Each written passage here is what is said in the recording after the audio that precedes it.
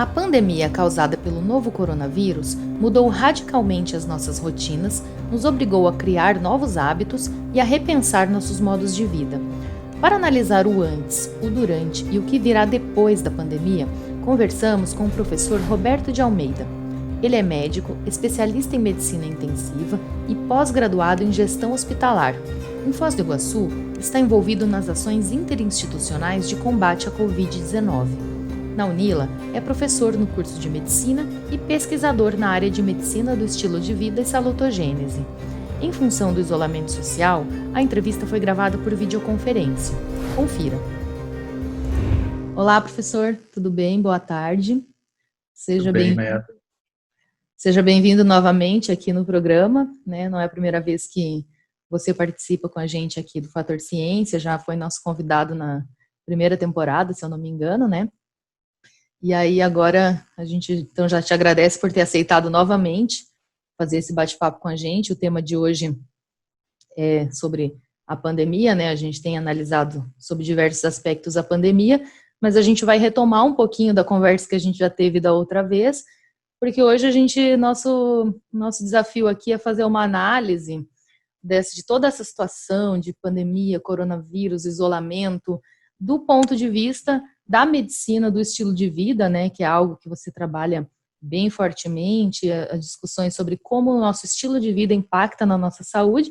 Eu acho que nenhum momento melhor do que esse para a gente discutir isso, no momento em que nosso estilo de vida mudou radicalmente, né, até de uma maneira brusca, porque a pandemia chegou muito rapidamente, a gente teve que mudar nossas práticas, fazer isolamento social, etc.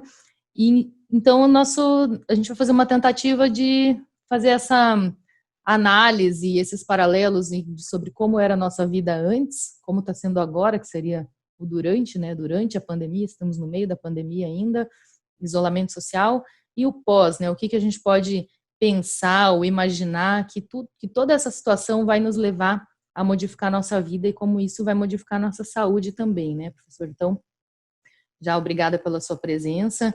O que a gente já consegue analisar até o momento, professor, no seu ponto de vista, de coisas que a gente já mudou, que você acha que do que a gente praticava antes para o que a gente está praticando agora e muito provavelmente para o futuro, nesse momento, o que a gente já consegue observar de mudanças no nosso estilo de vida e que impactam na nossa saúde, impactam no planeta?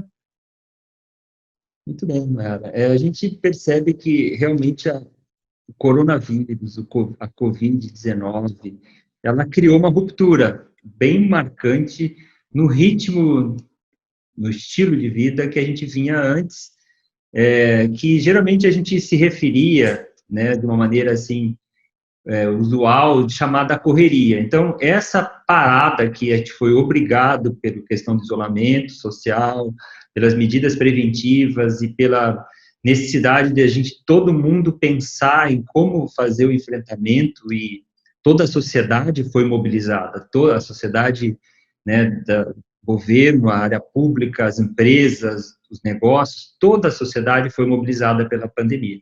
Então, isso trouxe uma questão principal que a gente analisa inicialmente, é a parada. É um ritmo diferente, a gente ficando, a maior parte das pessoas ficando em casa.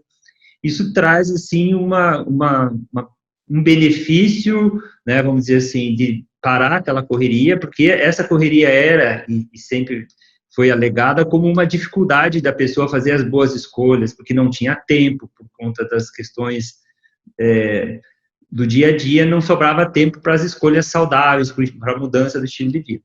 Então, esse maior tempo, a princípio, algumas pessoas, e aí a gente tem que ver que a oportunidade da parada, ela é uma oportunidade, mas não quer dizer que todo mundo esteja aproveitando. Então, a parada, muitas pessoas podem começar a pensar em se reprogramar uma nova forma de viver, tanto nas questões alimentares, de exercício. Exercício até tem alguns pontos polêmicos, porque a gente ficando mais em casa traz uma certa dificuldade, mas de qualquer maneira, o sono, né, outros princípios, né, como, por exemplo, os relacionamentos, a questão do estresse. Então, vários pontos que a medicina do estilo de vida trabalha, eles puderam ser, de certa forma, se beneficiar nesse sentido da parada do coronavírus.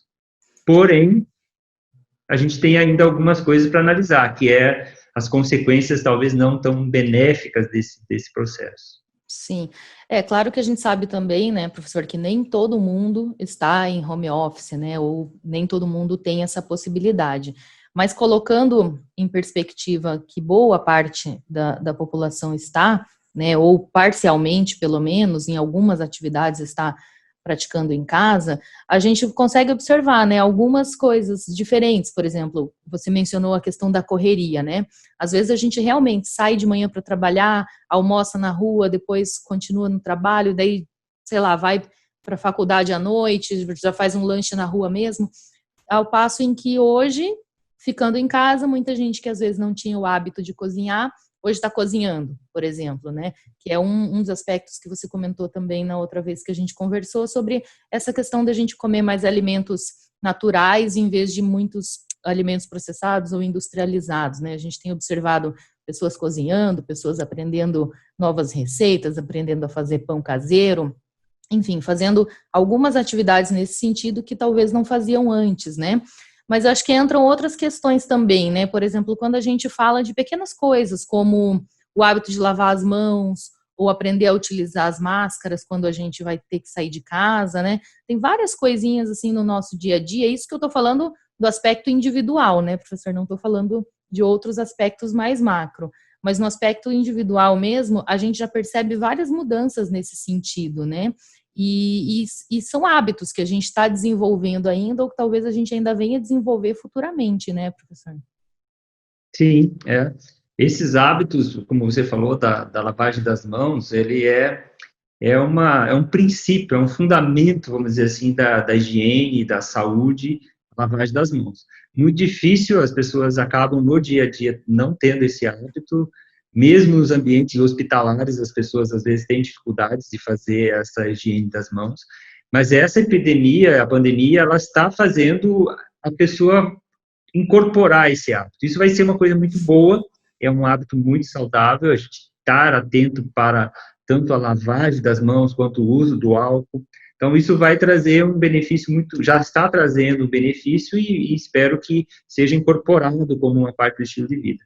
Mas em relação a outros princípios, como você estava falando da alimentação em casa, eu acho que tem um ponto que o isolamento, as pessoas que estão ficando em casa, a gente tem observado alguns relatos das pessoas terem, assim, ansiedades, angústias e preocupações, e aí, claro que a gente é um todo, físico, emocional, mental, espiritual, e essas questões todas, elas trazem também, às vezes, a comida pode estar, e a gente vê que tem algumas pessoas comentando até nas redes sociais, dessa questão do alimento como conforto, como alívio do estresse. E aí a gente acaba tendo um risco também, durante a pandemia, das pessoas estarem comendo, às vezes, até mais do que poderia, do que seria necessário, né? Então, esse é um ponto importante. E a questão do exercício, eu também tenho analisado, que é outro pilar da medicina do estilo de vida, que tem amplo debate sobre isso, porque as academias, né, com toda a dificuldade, foram fechadas no começo, agora tem algumas dúvidas, e mesmo com abertura parcial, às vezes as pessoas têm insegurança, porque realmente é um ambiente de muito contato com os aparelhos e tudo, então as pessoas estão ficando em casa. Muitas pessoas aí em casa têm problema sério da preguiça, né, da pessoa não conseguir criar motivação para ir fazer alguma atividade sem os aparelhos em casa. Então, a gente vê esse também como um ponto crítico nesse momento. Então, a gente vai acabando que muitas questões vão surgindo e o estilo de vida das pessoas vão sendo analisados. Uma das coisas que a gente estava comentando também é em relação aos relacionamentos. Um dos pilares da medicina do estilo de vida é relacionamento. E o relacionamento, ele depende, né, de diálogo, de conversa, e é claro que para muitas pessoas que estão ficando mais em casa, estão tendo oportunidade. Mas estar tendo oportunidade não significa que a pessoa está sabendo fazer o diálogo, então isso pode estar trazendo um pouco de estresse também nesse momento, um pouco os conflitos, as dificuldades. Nem todo mundo conhece os princípios da comunicação não violenta, então as pessoas não sabem expor os seus sentimentos, as suas necessidades, as suas questões, e acaba gerando um pouco de estresse, e isso é algo que vai aparecer aí, né, como resultado dessa pandemia também, resultado dessas vivências aí, né? Ou seja, né, professor, acho que a gente saiu de um extremo e passou para outro, né? Se a gente pudesse É. resumir assim, mais ou menos, né? Antes o extremo da correria do dia a dia, que você mal tinha tempo muitas vezes de ficar em casa, mal tinha tempo de ficar com a sua família, porque tá todo mundo com as suas respectivas atividades e tal. E esse cansaço da correria, até num sentido literal, né? Porque você sai de casa, tem trânsito, chega atrasado, não tem tempo de ter uma pausa adequada para o almoço, enfim, tem que fazer as coisas de uma maneira muito atropelada. E aí a gente sai disso para um outro extremo também, que às vezes a gente fala, nossa, agora eu vou ficar um pouco em casa, mas ficar um pouco em casa é agradável quando você está cansado, quando você precisa Uhum. relaxar. Mas ficar em casa 24 horas por dia, todos os dias, né, professor, impacta também nesse outro lado, né? Então, assim, em alguns momentos pode ser bom ficar em casa, pode ser bom, por exemplo, para as pessoas que estão trabalhando em casa, que não perdem esse tempo no trânsito, ou que podem fazer o seu próprio alimento, ou que podem ficar mais tempo com a sua família, mas, por outro lado, sentem falta de atividades de lazer, de encontrar com os amigos, né, de ter aquele fim de semana para relaxar, para fazer uma pequena viagem ou alguma atividade diferente. Então a gente saiu de um extremo e passou para outro, né? E os dois extremos sempre são muito difíceis, né, professor? Eu acho que essa pandemia também nos mostra o quanto a nossa vida carece de equilíbrio, né? E Sim. talvez seja nessa linha, né? A questão do estilo de vida é buscar o equilíbrio, né, professor? Equilíbrio, a harmonia, o equilíbrio é fundamental. E você estava falando, isso é muito importante. É, nós somos seres sociais, assim, o nosso equilíbrio, ele tem muito a ver com as nossas relações, com o convívio, né, e com a qualidade do convívio, né, então os ambientes que a gente frequenta, a gente escolhe os ambientes pelas características das pessoas que a gente encontra. Então é muito interessante esse ponto, né, e aí essa questão do isolamento traz assim dificuldades das pessoas procurarem e se encontrarem. A gente tem visto cenas assim que vão ficar marcantes aí nessa época do coronavírus, a dificuldade com os idosos, com os avós, a questão do contato né, de familiares e amigos, o abraço, a gente é tão importante, né, a gente se encontrar, ter o nosso contato afetivo com as pessoas, isso tudo está em stand-by, vamos dizer assim, isso tudo tem impactado, sem dúvida, nesse momento, e mostrado talvez para as pessoas o valor, isso é bom, né, as pessoas reconhecerem pela falta, pela carência, o valor disso, para saber quando puder fazer isso, poder aproveitar mais, mas também traz para a gente uma reflexão sobre como que a gente tem organizado a nossa vida, né? Eu acho que esse é um ponto que é o princípio da nossa reflexão, que nós temos que pensar do presente e futuro, é como que a gente vai organizar a nossa vida, como que a gente quer a nossa vida, né? Porque uma das coisas que a gente precisa aprender, e na medicina do estilo de vida, um dos pilares, assim, do manejo do estresse, da correria, das coisas, é a atitude de estar presente, com a meditação, com a questão de estar no aqui e agora, com foco. A qualidade da vida da gente depende da nossa qualidade de vida no presente. Então, se a gente vive a correria pensando no futuro ou a correria pensando no passado, a gente vive sem a qualidade de estar aqui no presente. Então, eu acho que esse momento é importante que as pessoas reflitam sobre isso, né, para entender bem como que elas podem qualificar a vida agora, nesse momento que a gente está vivendo a pandemia. Uma coisa que você falou importante, as pessoas estão ficando em casa, home office, cuidando das crianças em casa, e uma das coisas que a gente tem que analisar, todo ser humano precisa analisar, é a qualidade da auto-organização, a organização pessoal. Porque, de certa forma, a gente se organiza em função das coisas externas que a gente faz, dos compromissos, das agendas. No momento que você está mais você com as suas coisas, e isso exige mais autodisciplina, auto-organização. Então, isso também vai ser valorizado mais daqui para frente. E partindo dessa perspectiva, professor, acho que a gente já fez uma análise interessante aqui do momento atual, né? E se a gente parar para pensar no futuro, então, né? A gente falou de vários hábitos que a gente adquiriu agora. Claro que muitos desses hábitos são em função do momento. A gente está sendo obrigado a fazer determinadas coisas. Mas o que desses hábitos você acredita que a gente pode levar para o futuro também, né? Como você disse, por exemplo, a lavagem das mãos, ela é um protocolo básico de saúde, tanto individual quanto para quem é profissional de saúde, né? Dentro dos hospitais você tem um protocolo de lavagem das mãos.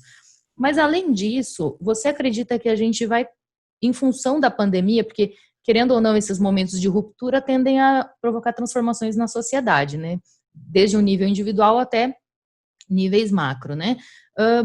Esses pequenos hábitos ou grandes hábitos, de que mudanças você acredita que a gente vai conseguir verificar daqui para frente? Você acredita que a gente vai mudar mesmo a forma como a gente se alimenta, a forma como a gente se exercita, a forma como a gente se relaciona, e até pensando em níveis maiores, sei lá, pensar em planejamento das cidades, planejamentos urbanos, os próprios comércios que precisam atender os seus clientes vão ter que repensar os seus fluxos, a sua forma de atendimento, porque essas rupturas causam isso, né? Causam que a gente tenha que se reinventar em alguns aspectos, né? Você vê isso acontecendo, principalmente com foco na saúde? Eu penso que muita coisa em todas as áreas vão acontecer, na área da educação, da saúde, dos negócios, muitas rotinas e trabalhos vão começar a mudar, né? A gente viu, por exemplo, o uso da tecnologia, de comunicação, ela vai ter um impacto muito grande, porque vai ser visto, está sendo observado agora, que a gente pode fazer uma série de atividades à distância, com tecnologia, com comunicação. Então, por exemplo, até a medicina, que no Brasil estava tendo muita dificuldade em começar a usar a telemedicina, o atendimento à distância, hoje já está autorizado, já tem sido feito, e provavelmente esse vai ser uma coisa que vai ficar como uma prática, organizada, com todos os cuidados, mas vai ser uma possibilidade a mais, né, de atender as pessoas. Os trabalhos, as reuniões, né, quantas vezes as pessoas marcam reuniões e vão e se deslocam, às vezes até de uma cidade para outra. A gente estava conversando ali, muita gente vai para Brasília fazer reuniões, ou, né, no Brasil é muito comum na área pública fazer uma reunião, a pessoa vai, viaja para fazer uma reunião e volta. Então, muitas coisas nesse sentido vão ser mudadas e isso vai trazer benefícios na perspectiva, como você falou, individual, do menos correria, menos estresse, e as pessoas terem mais tempo livre, né, para poder cuidar da saúde, cuidar das outras coisas que são importantes, e, fundamentalmente, hoje a gente observa que tem uma relação intrínseca entre comportamento, estilo de vida do ser humano e a saúde do planeta. Então, uma das coisas que ainda não é muito discutida e valorizada é o impacto das atividades humanas, do conjunto das atividades humanas, não é de um ser humano ou dois, mas é de 7,7 bilhões de seres humanos em conjunto, fazendo a sua alimentação, o seu transporte, as suas atividades, o seu consumo e uso das tecnologias que vão impactando no ecossistema, na natureza. Então, esse processo tende a mudar. E se a gente valorizar isso, como essas mudanças que nós estamos vendo pela pandemia, elas são muito úteis para outros grandes desafios que as pessoas não sabem nem comunicar no dia a dia, como, por exemplo, a mudança do clima, o aquecimento, uma série de coisas que estão acontecendo hoje por conta da forma como a sociedade estava vindo, e agora, com a pandemia, a gente pode mudar também e vai beneficiar esses outros grandes desafios. Então, a gente vai ver muitas novas metodologias de trabalho, de relacionamento, de organização da sociedade, né, diminuição da carga de trabalho para você ter a eficiência. Então, tudo isso eu vejo como positivo para a saúde das pessoas e do planeta. Essa questão do home office, eu acho que é algo que ficou bastante evidente para várias classes profissionais. Claro que a gente sabe que não é o caso de todo mundo, né, professor? É bom a gente reforçar que quando a gente fala isso, a gente entende que existem profissionais, sim, que precisam estar em loco nas suas atividades. Mas existe uma grande porcentagem de profissionais que conseguem desenvolver a sua atividade à distância, né? E isso ficou bem evidenciado agora, porque muita gente consegue ali montar seu escritóriozinho em casa, senta ali, trabalha as suas horas por dia correspondentes e consegue desenvolver. E muitas vezes a pessoa que poderia, então, estar trabalhando em home office, ou em período integral, ou parcial, ou em escalas de revezamento, por exemplo, muitas vezes fica ali 1 hora, 2 horas no trânsito por dia, né?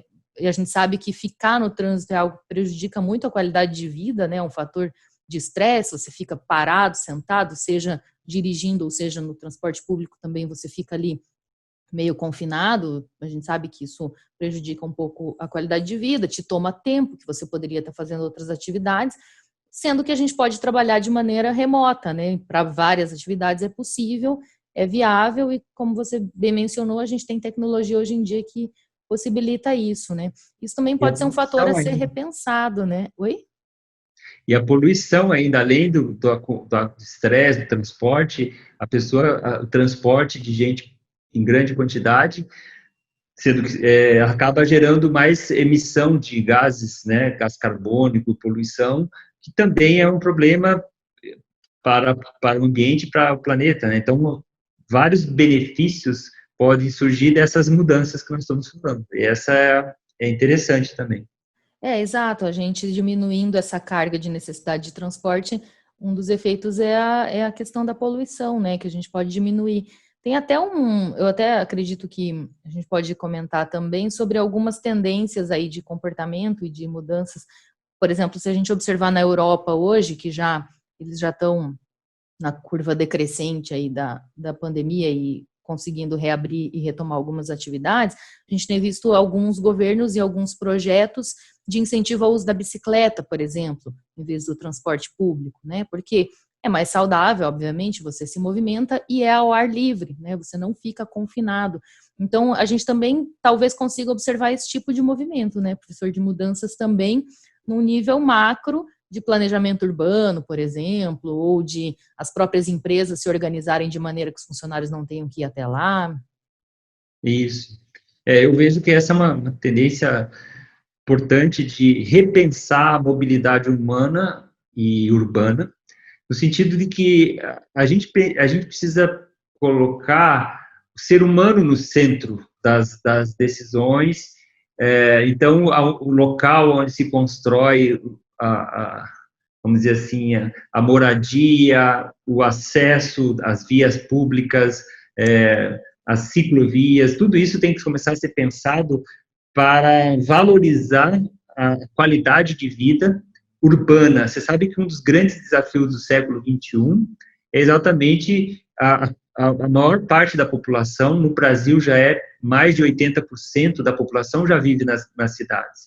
E se você for ver os grandes problemas que a gente está agora analisando, as pessoas moram, às vezes, muito mal, né, em áreas, né, que não têm qualidade de habitação, bairros superpopulosos, sem saneamento. Então, todas essas coisas, as pessoas moram muito próximas, aglomeradas, todos esses problemas vão impactar nos números da pandemia agora, mas isso vai sinalizar exatamente a necessidade de mudanças, tanto na moradia, no transporte, porque a vida precisa ser repensada de como ela está sendo organizada. A lógica que a gente tem de organização era uma lógica do século passado, de uma visão que era diferente. Hoje em dia, a gente vai ver que a gente consegue fazer mais de uma maneira diferente, com o uso das tecnologias. Então, esses são desafios que eu acho que vão ser muito bons, e a experiência, vamos dizer assim, o lado bom da experiência, né, porque, claro, o sofrimento, as mortes e tudo é o lado negativo da pandemia, mas o lado positivo seria a gente ter a oportunidade de ver novas formas de viver e trabalhar e se relacionar. E do ponto de vista dos profissionais da saúde, professor, a gente sabe que, bom, essa pandemia veio de uma maneira muito violenta, né? Mas você acredita também que a gente vai conseguir repensar protocolos, métodos de atendimento? Você falou de atendimento remoto, né? de telemedicina, etc. Mas até em termos, assim, de infraestrutura, de práticas na saúde, né? Você acredita que a gente vai ter algum legado, digamos assim, desse momento, dessa crise? Vai ser possível repensar algumas práticas ou métodos de gestão, por exemplo, na saúde pública, ou algo nesse sentido?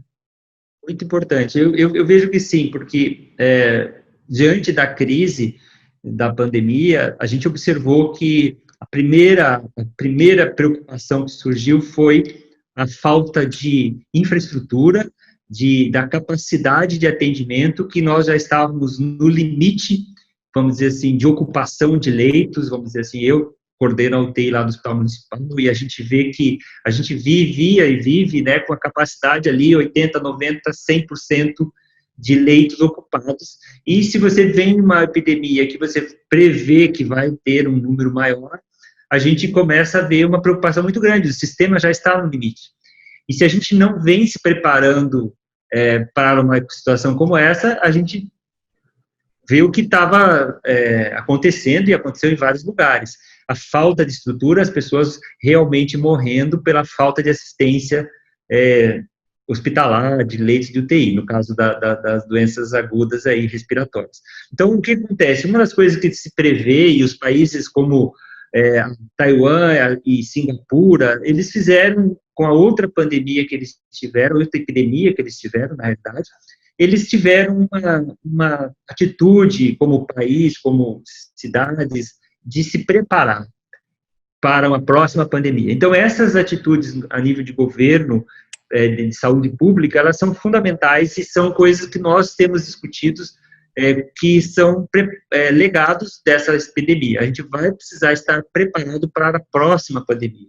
E isso vai beneficiar tanto a gente ter uma capacidade de enfrentar uma próxima pandemia, quanto nesse período, até lá, essas mudanças que nós vamos fazer, a partir do que nós estamos aprendendo agora, elas vão permitir a gente, como a gente pode dizer, incorporar novas práticas que vão ser benéficas também, não só para epidemias, mas para a qualidade, vamos dizer assim, da assistência. Por exemplo, a gente está vendo agora a necessidade de vigilância ativa, porque a vigilância epidemiológica ela tem um papel importante, mas ela vai coletando os dados do que foi acontecendo no passado, e a gente precisa estar monitorando em tempo real as coisas.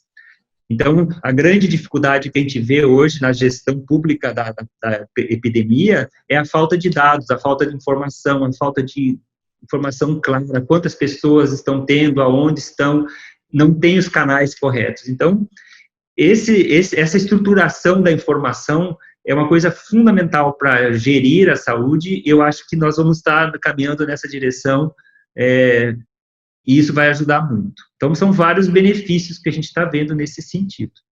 Professor, e sobre esse ponto, né, que você menciona sobre a necessidade da gente ter dados mais concretos, né, dados mais precisos para enfrentar esse tipo de situação, acho que a gente se depara também com um momento em que hoje o mundo inteiro está falando sobre ciência, né, e está olhando para a ciência.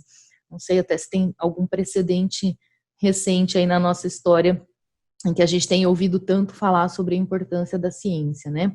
Mas nesse aspecto também a gente vive um conflito, né? Ao mesmo tempo em que a gente precisa comunicar sobre a ciência, e que é muito difícil, a gente entende que explicar sobre como funciona o método científico, como que a ciência trabalha, como que os cientistas trabalham, não é uma tarefa muito fácil também.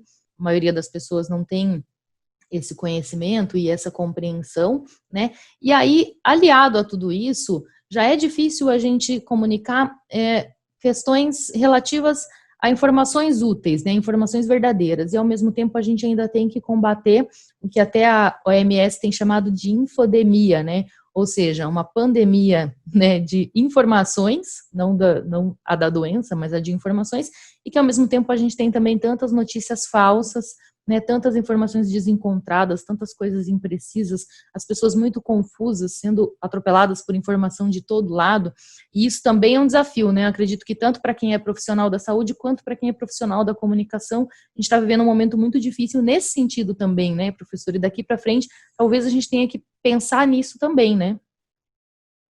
Sem dúvida. Tem dois aspectos aí muito importantes. Primeiro, em relação à questão da da produção do conhecimento, a produção científica, ela é um processo assim que exige um investimento, geralmente grande investimento de longo prazo, para que o país e a sociedade conte com bons profissionais fazendo bons trabalhos, com bons laboratórios, fazendo pesquisas para que, diante das demandas, eles consigam rapidamente ter as estruturas necessárias para produzir as respostas. Então, a gente viu aqui muitas coisas puderam ser feitas porque houve rapidamente alguma mobilização em torno de investimentos, de equipamentos, recursos para pesquisas que estavam nos últimos anos bem diminuídos. Então, a gente viu que a necessidade trouxe, então, para a produção do conhecimento, recursos e prioridades, investimentos, e uma coisa que me chamou a atenção também nessa perspectiva da ciência, e que é um grande desafio, é a interdisciplinaridade. A gente está vendo aqui esforços magníficos aqui na Unilas, no Oeste, profissionais de várias áreas trabalhando juntos com um objetivo em comum. Então, engenheiros, pessoa de computação, da medicina, o pessoal pensando em soluções, produção de equipamentos. Então, a ciência e a inovação e a tecnologia, elas dependem dessa visão integrada, interdisciplinar. Então, isso a ciência, sem dúvida, precisa entrar nesse patamar, e a sociedade está vendo isso como uma importância de uma ciência. Na questão das pesquisas dos medicamentos, né, para as pessoas tirarem as dúvidas, não é porque um medicamento é bom para uma coisa, ele vai ser bom para outra, e todas essas questões que, como você falou, não são simples, e que na hora que a gente tem uma pandemia e tudo que se fala em todos os noticiários, em todos os grupos de WhatsApp, é sobre o mesmo assunto, a gente vai observar aquele fenômeno que a gente sempre fala, né, quando está em época de Copa do Mundo, todo mundo é técnico de futebol, todo mundo dá o seu palpite. Então, nesse momento, todo mundo é cientista, é profissional, fala da saúde, fala de remédio, todo mundo tem sua opinião.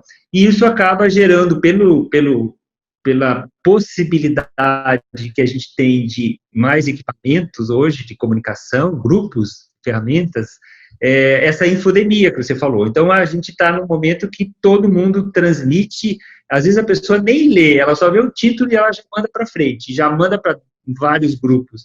E aí existe a informação que ela desinforma, a informação que ela confunde, que ela pode enganar, e aí tem pessoas mal intencionadas, e aí tudo isso vira uma grande problemática à parte. Então, o que a gente precisa também, depois desse movimento, é começar a valorizar as boas fontes de informação. Então, a gente vai precisar, cada vez mais, o modelo de divulgação do conhecimento, hoje está tudo fácil e barato, e as pessoas acabam consumindo qualquer coisa. Então, a gente vai ter que ter informação de qualidade. E isso é uma coisa que, tanto a produção científica, que a gente estava falando, quanto a divulgação científica também precisa estar trabalhada daqui para frente. Esse é um grande desafio para a gente, pensando, né, nas consequências dessa pandemia, como que a gente vai se organizar. Eu tenho visto até que as tecnologias estão usando o Twitter e outras, estão identificando certas mensagens como possíveis mensagens que podem confundir, e eles estão dando interferências de inteligência artificial. Isso também vai ser uma coisa muito importante para o futuro. A gente praticamente tem muita informação e vai precisar de ter ajudas de tecnologias e a tecnologia mais antiga, que a gente chama, que é o nosso cérebro, né? O nosso cérebro tem que ser utilizado. Então, a gente desenvolveu o senso crítico. Eu acho que as pessoas estão aprendendo, né? Pelo menos elas se questionaram, será que é verdadeiro? Será que é fake news? Será que tudo isso está sendo bom também, nesse sentido, desenvolver o senso crítico. Claro que, como você colocou antes, né, professora, a gente sabe que a crise ela é muito grave e ela é muito dolorosa, e a gente tem muita gente adoecendo, muita gente indo a óbito, né, muitas mortes. Então, a gente sabe que tem todo esse lado doloroso, porém, a gente tem todo esse outro lado de começar a nos repensar enquanto indivíduos, enquanto sociedade, né? E eu acho que isso é importante também, porque a gente precisa buscar sempre formas de melhorar, né? Melhorar nossas práticas pessoais, nossas práticas coletivas. E você tocou num ponto muito interessante, que eu acho que para a gente poder concluir aqui, que é a questão da interdisciplinaridade, né? A gente tem feito esse esforço aqui de entender a crise sob várias óticas, e veja quantas são, né? Do ponto de vista social, do ponto de vista da saúde, do ponto de vista econômico, sob vários aspectos a gente está tendo que repensar nossos conhecimentos e os nossos métodos e as nossas pesquisas e os nossos trabalhos, né? E tudo que envolve a nossa vida. E nesse ponto, eu acho que a gente pode pontuar aqui também o papel da UNILA, né? Você mencionou também parceria com outras universidades, como a UniOeste. A gente tem visto uma parceria interinstitucional muito forte aqui em Foz do Iguaçu, né? Você é uma das pessoas envolvidas, né, professor? Mas nós temos muitas outras pessoas da comunidade acadêmica atuando em conjunto com outras instituições. A gente tem a notícia aí de que Foz do Iguaçu é a cidade no Paraná que mais testa as pessoas para a Covid, e isso é graças a essas parcerias, né? Nós temos 2 laboratórios habilitados na cidade, o que é um feito incrível, né, professor? Porque tem cidade que não tem nenhum, ainda precisa daquela dependência de mandar os exames para Curitiba, como a gente mandava até algum tempo.